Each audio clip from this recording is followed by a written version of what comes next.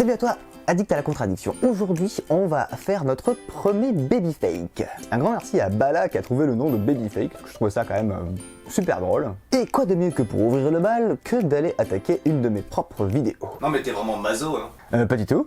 Pas du tout, non, je vois pas de quoi tu parles. Donc on va revenir sur la vidéo où je te vantais les mérites de Fairphone. Et évidemment, si tu l'as pas vu, ça va pas servir à grand chose. Du coup, ce que je te conseille, c'est quand même d'aller d'abord voir la vidéo si tu l'as pas vue.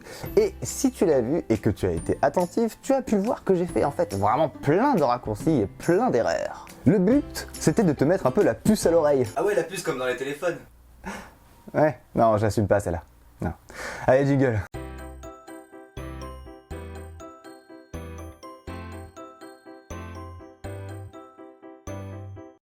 Alors évidemment, tu l'auras compris, cette vidéo n'a strictement rien d'une contradiction puisque je ne prends strictement aucun recul sur la problématique et qu'en plus, je ne fais que dire pendant plus de 5 minutes que les méchants sont les méchants et les gentils sont les gentils. Et ça t'a pas choqué. Si tu avais analysé la vidéo, tu te serais rendu compte qu'aucune de mes informations ne sont sourcées. En fait, quand tu regardes dans la description, je n'ai mis aucune information qui vient corroborer ce que je dis et en plus de ça, c'est des sources qui contredisent ce que j'ai dit dans la vidéo. Et ouais, je suis un mec comme ça, moi. Ah, c'était un prank en fait. Ouais, c'est un peu ça, c'était un prank raté, ouais.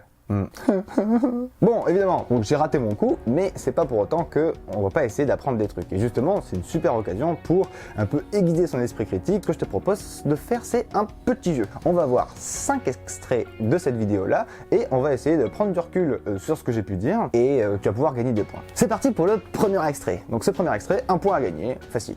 Les constructeurs feraient en sorte que les téléphones qu'on achète aujourd'hui ne soient pas réparables. Alors dans ce premier extrait, ce que tu peux voir, c'est une image conspirationniste quand je te parle des entreprises qui font tout pour que les téléphones ne soient pas réparables. Évidemment, ceci est un énorme procès d'intention, car non, tous les industriels ne sont pas méchants juste pour être méchants. Ils font face à une problématique majeure qui est toujours plus de performance, toujours plus fin, toujours plus beau. Forcément, hein, quand tu te retrouves avec ce genre de contraintes pour faire ton téléphone, derrière la réparabilité, elle en prend un peu un coup. Et du coup, pour mettre un peu d'eau dans le vin de ce genre d'accusation-là, ce que je te propose, c'est d'analyser un peu la norme IP67 et IP68.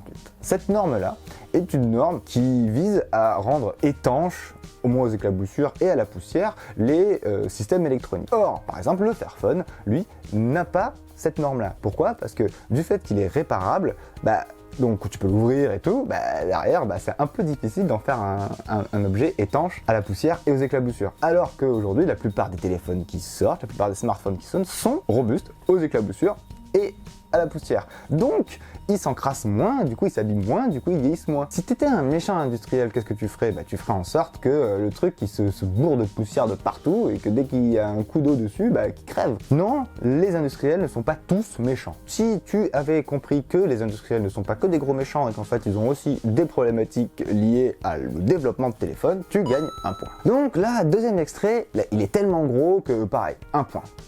C'est franchement point facile. Hein. Donc, par exemple, dans le cas de Apple, est mis en procès aujourd'hui justement sur le fait qu'ils aient programmé leur logiciel pour que les batteries s'usent de manière prématurée. On est d'accord, hein?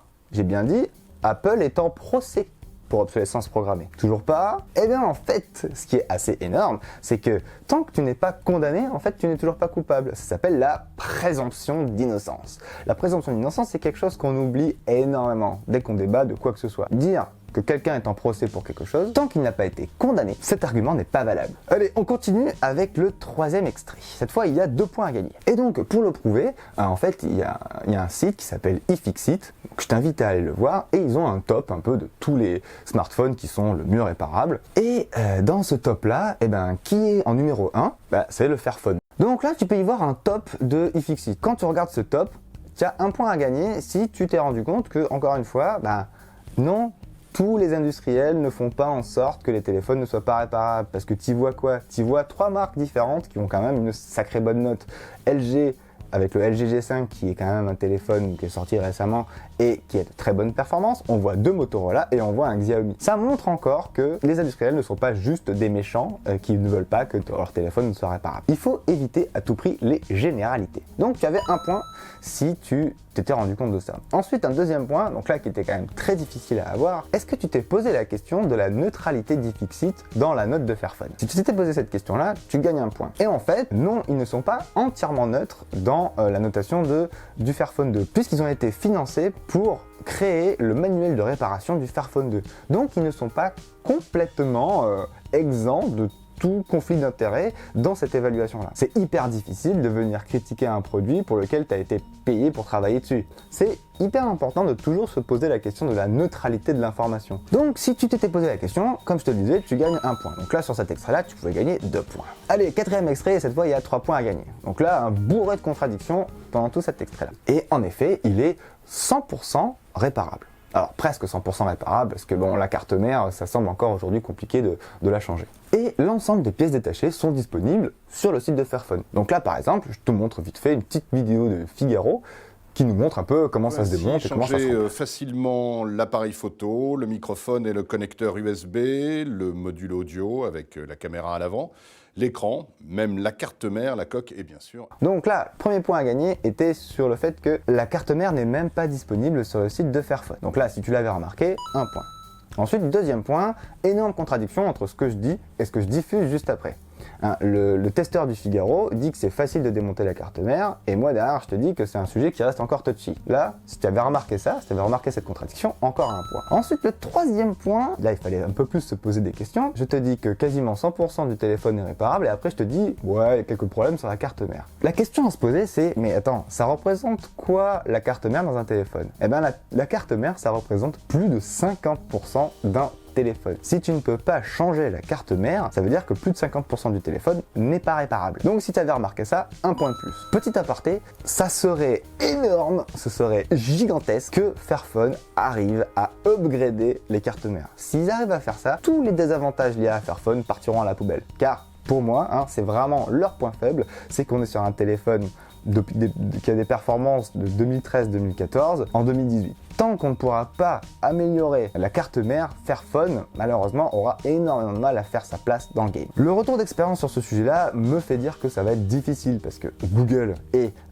Motorola se sont déjà cassés les dents sur le sujet et ont lâché l'affaire. Donc je touche du bois pour que, on touche du bois pour que Fairphone y arrive, mais malheureusement j'ai peine à y croire. Allez, c'est parti pour le 5e extrait. Celui-là, allez, on va dire qu'il vaut 2 points, mais sois hyper concentré, parce que celui-là, il est hyper important. Bah écoute, tu peux très bien t'arrêter là, aller sur le site de Fairphone, si tu as besoin de changer de téléphone, hein, bien sûr, pas si tu n'en as pas besoin, parce que sinon ça sert à rien, et aller acheter le Fairphone 2. Ou alors tu peux attendre un petit peu, il va y avoir le Fairphone 3 qui va sortir d'ici la fin de l'année. Donc là, si tu as déjà été choqué par ce que je viens de dire, tu gagnes 2 points. Si tu n'as toujours pas été choqué, écoute, je vais te donner un indice. Fairphone 1 a été fait en 2013, c'est sorti en 2013. Le Fairphone 2 en 2015, et là je t'annonce un Fairphone 3 en 2018. Là on parle d'une société qui veut emmener son téléphone pour des durées de vie de 8-10 ans. Donc là, si ça te choque, tu as le droit à 1 point.